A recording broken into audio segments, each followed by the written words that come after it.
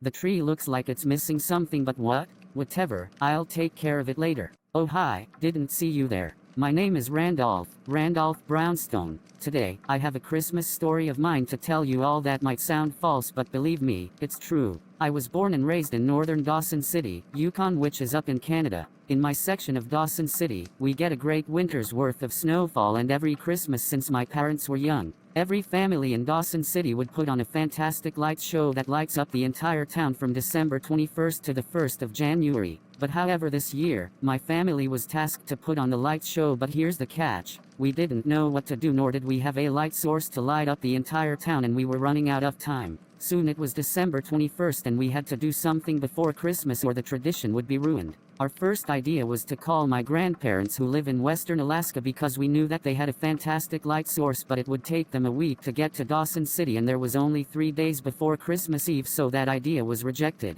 I know that my parents could have called my grandparents earlier, but we were too busy getting ready for Christmas. Later in the afternoon of December 21st, I was watching Rudolph the Red-Nosed Reindeer on TV when I came up with a great idea. My idea was to find Rudolph the Red-Nosed Reindeer and ask him nicely if I could use his nose as a light source. At the time, that was a good idea, considering that the news reported sightings of Rudolph the Red-Nosed Reindeer near Dawson City the previous day. I told my siblings my plan and they told me that it was a good plan. They also agreed that if it wasn't for my plan, Dawson City would have no light show. After dinner that evening, me and my aunt, who I didn't really get along with, traveled into the mountains because that's where the news reported the sightings of Rudolph.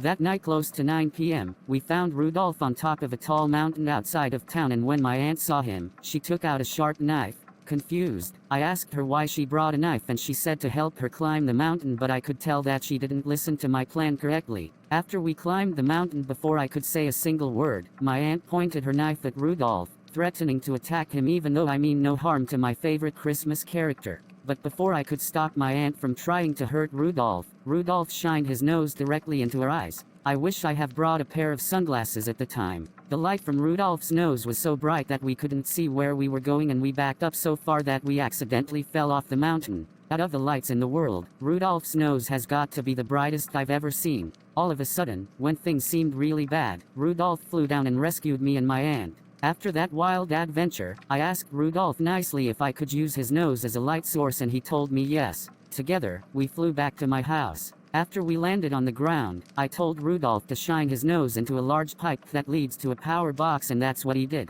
I then told my dad to pull a lever that turns on all the lights in Dawson City, and when he pulled the lever, the city shined brighter than it has ever before. After Rudolph saved my city's tradition, I said goodbye to him and he flew back to the North Pole. As for me and my family, we went inside my house and went to bed. Well folks, that's it for my story. Now to find what this Christmas tree is missing.